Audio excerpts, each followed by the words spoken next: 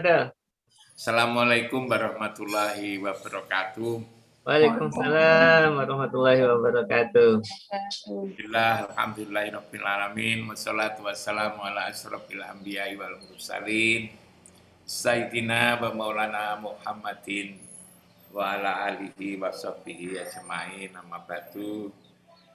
Yang saya hormati, yang dimuliakan Ustadz Adis Rendra, saya hormati yang dimuliakan Ustadz Abi Thalib, pembina Majelis Dzikir Nurul Muhibin, dan semua peserta kegiatan dzikir bersama. Tentu juga ada Mas Fuad ya, dari PKS Kota Malang yang saya hormati. Kita banyak bersyukur kepada Allah dengan anugerahnya kita dalam keadaan sehat walafiat. Sholawat dan salam kita persembahkan ke hadapan ikutan kita Muhammad Rasulullah Sallallahu Alaihi Wasallam yang telah mengeluarkan umatnya dari kegelapan kepada yang terang benderang. Minat dulumat ilan nur, dari keadaan gelap kepada keadaan yang penuh cahaya petunjuk hidayah, sebagaimana yang kita rasakan selama ini. Saya beberapa hari yang lalu telah menghubungi, karena saya juga diingatkan, katanya pada minggu ini awal bulan saya yang bagian untuk berceramah itu Pak Aris Rendra.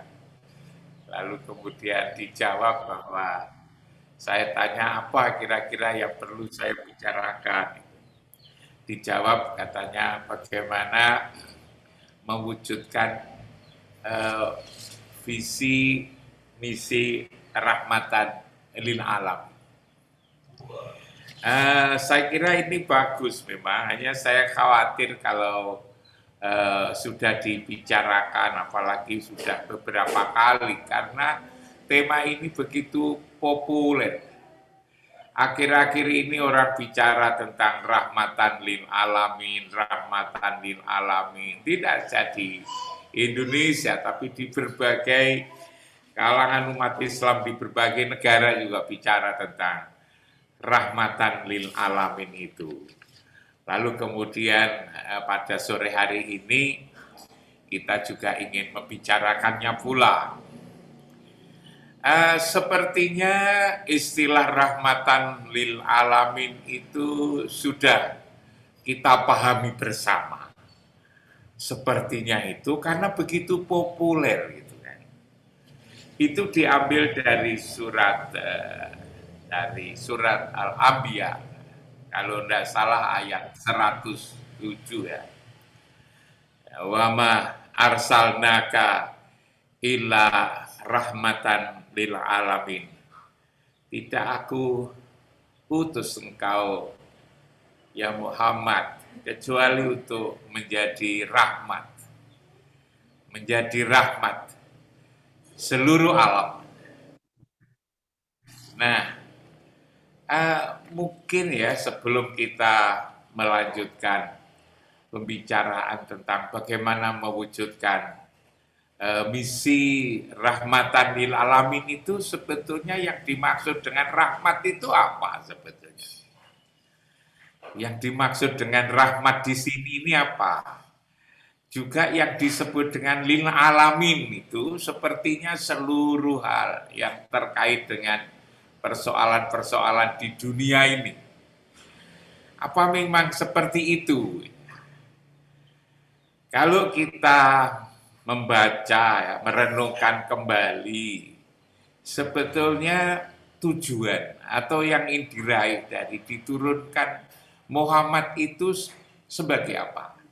Atau kenabian pada umumnya sejak Nabi Adam itu untuk apa? Sebetulnya kok lalu ada agama. Apakah itu untuk mengembangkan semua kehidupan ini? Para nabi dan para rasul itu yang tidak pernah sekolah. Kalau dari sisi sekolah kan lebih lama saya sekolahnya itu. Oh, saya S1, S2, dan S3. Para nabi dan para rasul itu kan tidak ada yang sekolah itu. Tidak ada yang sekolah. Tidak ada yang mondok sekian lama, itu kan juga tidak ada. Yang kuliah S1, S2, S3 juga tidak ada. Ukuran Allah ternyata untuk memilih sebagai utusannya tidak lihat latar belakang pendidikannya, Pak Aris, Pak Abi Thalib, tidak lihat itu kan. Tidak lihat. Bahkan buta huruf gitu kan. Nah, itu sebetulnya apa itu? Tugas kerasulan, agama diturunkan di muka bumi itu apa? Kalau kita renung-renungkan dalam itu sebetulnya kan urusan-urusan yang ada di dalam hati sebetulnya. Urusan-urusan yang ada di dalam hati. Tidak urusan-urusan semuanya, bahkan urusan semuanya menyangkut tentang sains dan teknologi gitu kan. Terkait dengan ekonomi, terkait dengan pendidikan gitu ya. Pendidikan dalam pengertian umum gitu ya. Juga yang lain-lain. Itu negara-negara yang tanpa agama itu kok sudah bisa maju. Dari sisi ekonomi misalnya Jepang. Jepang itu kan maju. Korea gitu kan. China, Rusia gitu kan.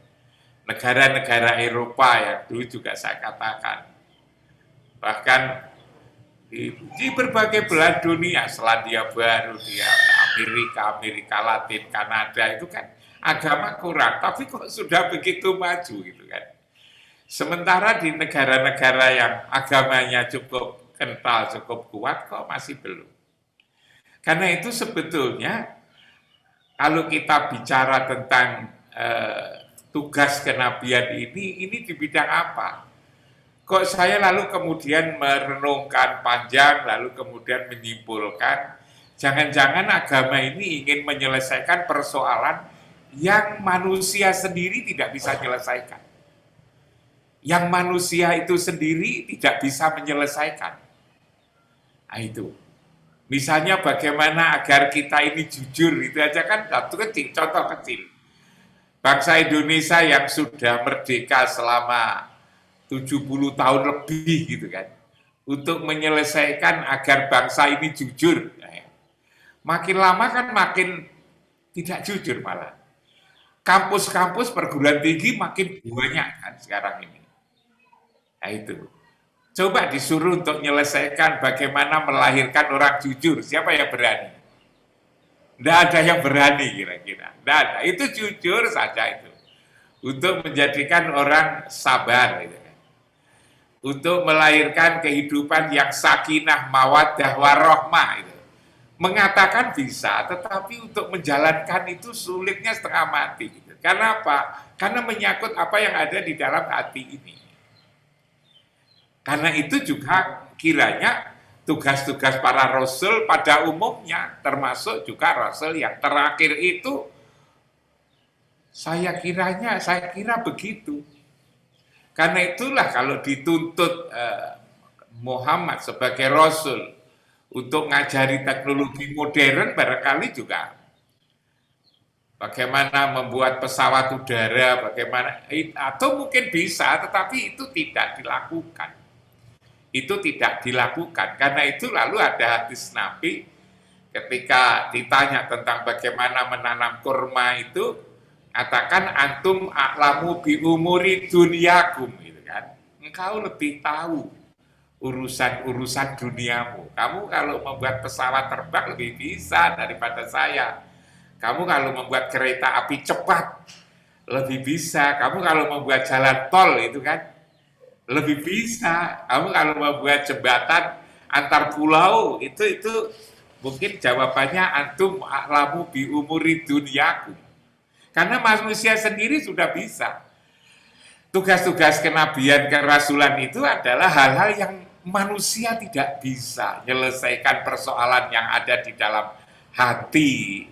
Itu tidak bisa. Itulah lalu kemudian Allah mengutus para nabinya itu. Karena itu ketika kita membicarakan tentang rahmatan lil alamin itu akan menjadi agak komplit ya, tentang rahmat itu apa, lalu kemudian alamin itu seperti apa, manakala kita juga membaca ayat-ayat yang lain. Misalnya surat An-Naml ayat 77 itu. An-Naml 77 itu. Wa innahu lahudan wa rahmatan lil mu'minin. Dan sungguh Al-Quran itu menjadi petunjuk dan rahmat bagi orang-orang yang beriman. Bagi orang-orang yang beriman itu. Bagaimana kalau bagi mukmin? Tapi mukmin sendiri itu siapa sebetulnya? Kalau kita mengkaji di ilmu tasawuf itu ya, itu mukmin itu sebetulnya kan abdi fi qalbi itu. Mukmin itu adalah hamba Allah yang ada di dalam dada kita ini. Itu mukmin sebetulnya itu. Itu adalah mukmin. Kalau dibahas menjadi sangat luas sekali. Karena itu rahmat itu untuk kehidupan yang ada di dalam dada ini. Bukan lalu kemudian persoalan-persoalan yang luas, apalagi lalu kemudian kalau kita membaca surat Al-Ahzab ayat 43 itu, surat Al-Ahzab ayat 43. Huwallazi yusolli alaikum wa malaikatuhu liyukhrijakum minadz-dzulumat ilan nur. Gitu ya. Wa kana bil mu'minina rahima. Jadi sesungguhnya adalah urusan-urusan bagaimana mengeluarkan kamu dari kegelapan kepada cahaya. Siapa yang mampu untuk mengeluarkan dari kegelapan kepada yang cahaya ini? Ini yang tidak. Dan ini sesungguhnya persoalan yang mendasar, persoalan yang sangat pokok itu dalam kehidupan ini. Kalau kita itu berada pada kegelapan, yang tidak tahu apa-apa, tidak tahu hal yang baik, tidak tahu hal yang buruk, tidak tahu bagaimana kehidupan, tidak tahu Allah, tidak tahu Rasul, tidak tahu kitab suci, tidak tahu bagaimana kehidupan ini. Karena kita berada pada kegelapan, maka lalu kemudian kan celaka. Kuncinya itu kunci hidup agar bahagia itu kan tatkala ada yang mengeluarkan dari kegelapan kepada yang terang benderang itu. Yang hati kita ini, kalau hati kita ini sudah terang, sudah bisa melihat, itu kan sebetulnya letak daripada keberuntungan, kebahagiaan itu kan di situ sebetulnya itu. Kalau hanya tidak punya mata saja, mata kepala, itu masih ada orang yang menolong kita. Tapi kalau kita sudah tidak bisa melihat, tidak punya mata hati, ya, kehidupan kita itu kan lebih jahat daripada binatang. Mereka punya mata tapi tidak bisa melihat, punya telinga tapi tidak bisa mendengar, mempunyai hati tapi tidak bisa mikir. Kal an'am, coba balhum adollu. Itu tadi yurijukum minadzulumat ilan nur. Nah, kalau kita lihat dari surat Al-Anbiya 107, lalu kemudian kita banding-bandingkan, renungkan dengan surat An-Naml 77, lalu kemudian surat Al-Ahzab ayat 43, ini rasanya kita bisa menangkap lewat mata hati kita ini. Lewat mata hati kita itu sebetulnya rahmatan lil alamin itu seperti apa sebetulnya. Kalau kita mau mencari yang lebih jelas, yang lebih fokus itu lalu apa gitu ya. Nah, karena itu maka sebenarnya itu yukhrijukum minadzulumat ilan nur gitu kan, ilan nur. Tuhan mengutus Rasul itu untuk itu. Apalagi lalu kemudian kalau kita membaca surat Al-Baqarah ayat 153 1, lalu kemudian surat Jum'ah ayat 2, lalu kemudian Ali Imran kalau tidak salah 164 itu. Yang satu diantaranya itu di Al-Baqarah 151 itu kama arsalna fikum rasulam minkum. Apa tugasnya Rasul itu? Yatlu alaikum ayatina. Membacakan ayat-ayat yang ada pada wa yuzakikum, yang mensucikan. Yang disucikan itu yang ada di dalam dada ini sebetulnya bukan mensucikan agar tubuh kita. Dalam bicara agama bukan bicara tubuh sebetulnya. Bicara agama itu bicara yang punya tubuh. Yang punya tubuh, bukan bicara tentang mata, telinga, bukan bicara tentang pikiran, tapi bicara yang punya mata, yang punya telinga, yang punya pikiran.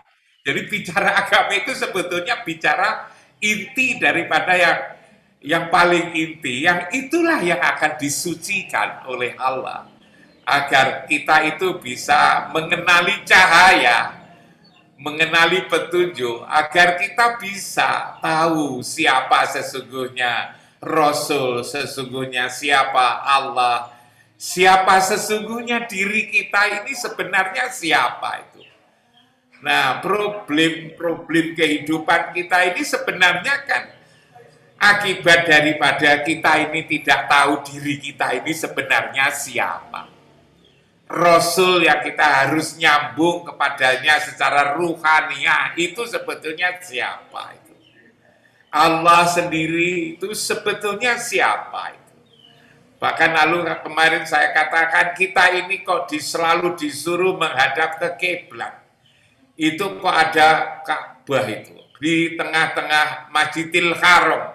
Yang Ka'bah itu dibuat oleh Ibrahim, tapi itu adalah sebagai tanda bahwa itu adalah Baitullah.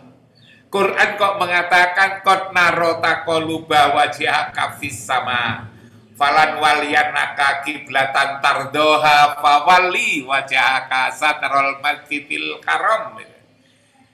Kita kan tidak boleh mengatakan menengadahkan tangan wajah kita ke langit, tapi suruh malingkan wajah kita itu ke Masjidil Haram. Itu ada apa sebetulnya itu?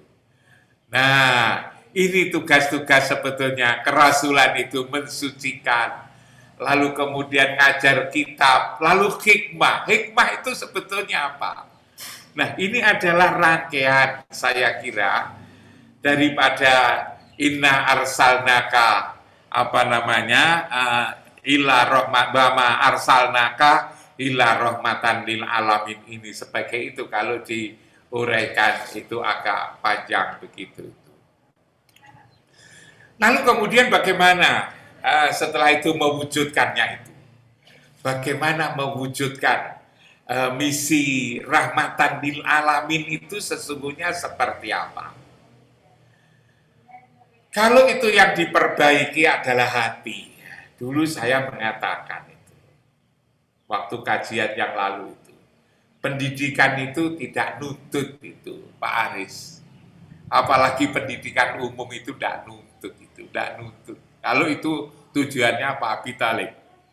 Silakan aja lah membangga-banggakan S1, S2, S3, tapi sebetulnya itu sebetulnya ma indakum yang faldu ya, itu sebetulnya karya-karya kita aja sebetulnya, itu manusia aja yang itu tidak mampu, yang itu hanya agama, itu kan, itu hanya untuk Allah, untuk manusia aja sebetulnya, untuk kehidupan di dunia ini.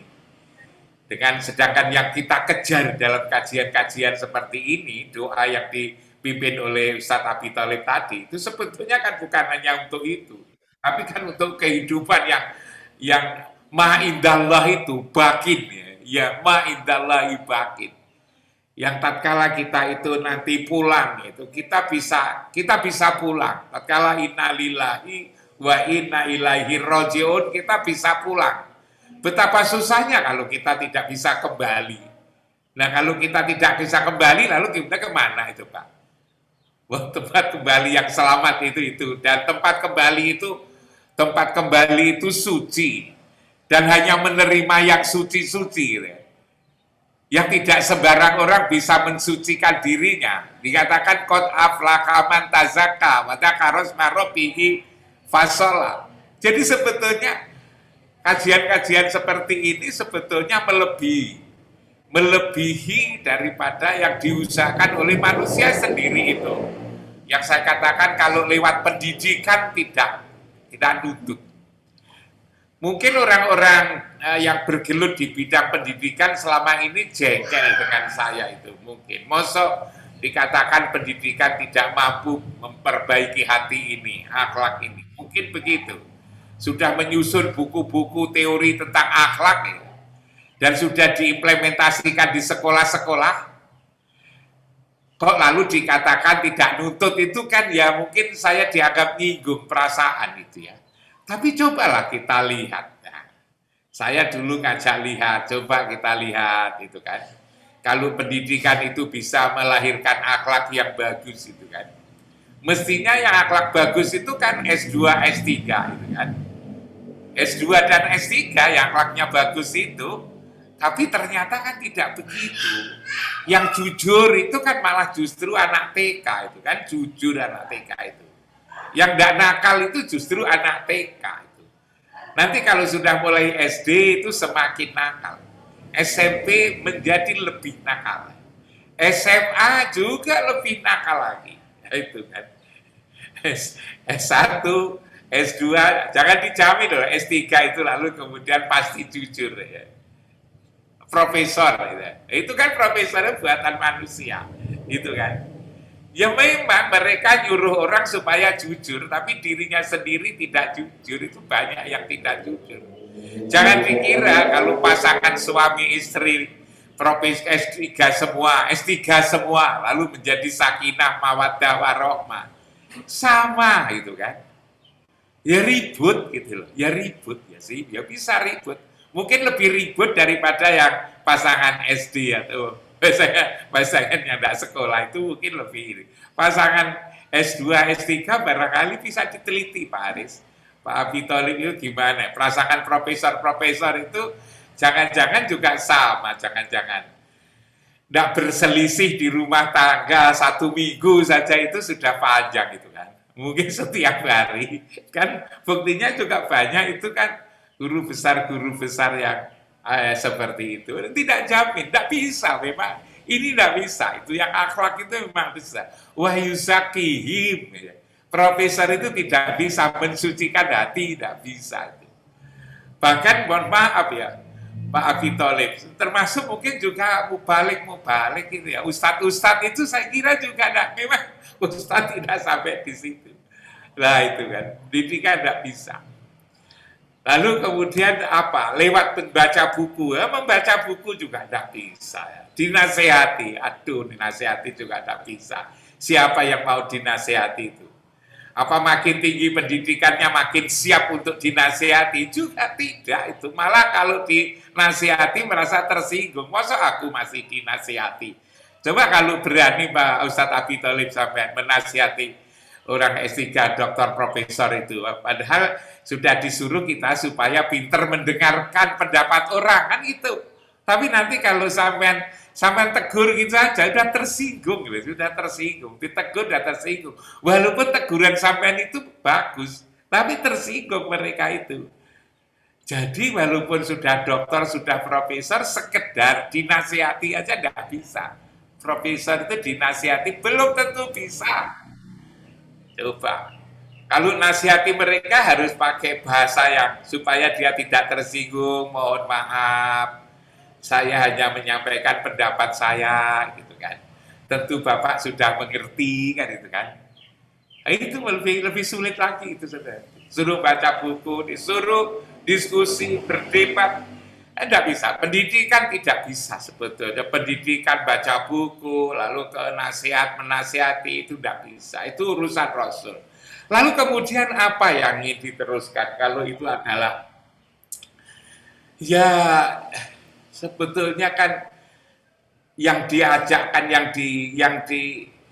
yang rahmatan lil alamin yang ada di dalam dada, yang di dalam dada ini, yang mengalahkan hawa nafsu. Bagaimana mengalahkan hawa nafsu? Iman kita yang ada di dalam dada itu bagaimana agar bisa berhasil, itu kan? Mengalahkan hawa nafsu itu sebetulnya. Bagaimana sifat-sifat sifat-sifat manusia itu kan kita ini hawa nafsu dunia setan. Hawa nafsu dunia setan itu kan sifat manusia itu kan. Itu tidak bisa dimatikan. Tapi bagaimana bisa dikalahkan, bisa dikendalikan oleh sifat-sifat kerasulan itu. Sifat-sifat kerasulan itu apa? Syidik, amanah, tabligh, dan fatonah itu. Sidik, amanah, tabligh, dan fatonah. Bagaimana ini? Kalau rahmatan lil alamin itu adalah rasul, adalah tugas-tugas para rasul. Yang rasul itu punya sifat sidik, amanah, tabligh, dan fatonah itu bagaimana misi ini bisa diimplementasikan, dirasakan dari kehidupan keluarga ini, di rumah tangga, di masyarakat, di komunitas, bahkan juga di negara. Agar rahmatan lil alamin itu, yang itu adalah sifat-sifat kerasulan ini, ya, sehingga bisa menjadi rahmat. Bagaimana mewujudkannya itu? Nah, mewujudkannya itu kalau menurut hemat saya ya kalau kita baca Quran ya kul in kuntum tuhibbunallah fattabi'uni yuhibbukumullah fayaghfir lakum dzunubakum wallahu ghafurur rahim itu. Jadi suruh, jika engkau ingin dikasih sayang oleh Allah, maka ikuti Muhammad. Ikuti Muhammad, nanti ini akan fayaghfir lakum dzunubakum. Kita akan diampuni dosa kita itu. Jadi intinya bagaimana agar sifat misi rahmatan lil alamin itu bisa diwujudkan, maka caranya ya ikut saja itu Rasul. Ikut saja itu Rasul. Tidak usah mikir sebetulnya kalau menurut saya. Tidak usah mikir. Ikut Rasul itu sudah benar itu. Ikut Rasul. Dan kalau kita ikut Rasul berarti ikut kepada orang yang mulia. Ikut orang yang selamat. Ikut orang yang dicintai oleh Allah. Nah, dan seterusnya itu. Ikut itu. Tapi yang kita ikuti apanya gitu. Bagaimana mengikutnya gitu kan. Mengikut Rasul itu secara sederhana yang kita lakukan seperti ini adalah sholawat itu tadi. Dengan sholawat, dengan kita sholat 5 waktu, ada sholat 5 waktu, ada sholat daimun yang terus menerus itu menyambung. Ruhani kita ini nyambung dengan Rasul. Namanya bersolawat. Namanya bersolawat. Berhakikat, ingat Rasulullah itu kan. Maka tatkala kita selalu ingat Rasulullah, lalu kemudian ingat Allah dan Rasul itu tidak bisa dipisahkan. Dulu saya diskusi sama Pak Ustadz Abi Talib itu di surat An-Nisa 150 itu kan. Surat An-Nisa 150 itu. Kita selalu nyambung kepada Rasulullah itu. Maka disitulah lalu kemudian akan muncul. Karena kita merasa dekat. Apa saja kita merasa diawasi oleh Allah dan Rasul. Maka lalu kemudian sifat-sifat sidik, amanah, tabligh, dan fatonah itu lalu kemudian bisa diwujudkan. Kalau saya mengumpamakan sederhana, agar kita ini menjadi pelaut yang hebat, maka ya kumpullah dengan para pelaut yang hebat. Kalau kita itu ingin menjadi orang kaya, ya kumpullah dengan orang-orang kaya. Lama-lama nanti kita akan menjadi pelaut hebat, orang kaya, menjadi orang kaya. Kalau itu kita ingin menjadi ilmuwan yang hebat, ya kita kumpul dengan para ilmuwan. Lah persoalannya adalah kita itu ingin mewujudkan sifat misi rahmatan lil alamin, yang kumpul sajalah kepada Rasulullah. Itulah bernama sholawat, itulah bernama menjalin ruhani, menjalin ruhaniyah. Ingat, berhakikat antara apa yang ada di dalam dada ini selalu kita sambungkan dengan Rasulullah. Rasulullah, mungkin sulit kita itu membayangkan Rasulullah, maka lalu kemudian kita ingat di mana Muhammad itu. Tatkala kita bicara Muhammad itu di mana, kita tidak bicara fisiknya, tapi kita bicara Abul Arwah secara ruhaniyah. Maka kita ingat, la uksimu bihadal balad wa anta kilum bihadal balad wa walidi wa ma walad. Kita ingat di tempat itu. Tempat itulah namanya adalah Baitullah yang dikasih tanda oleh Ibrahim, namanya Ka'bah. Itulah lalu kemudian dikatakan qad naro di Quran, disebutkan di situ qad naro taqaluba wajhaka fis sama falan waliyanaka kiblatan tardoha fawali wajhaka sataral masjidil haram.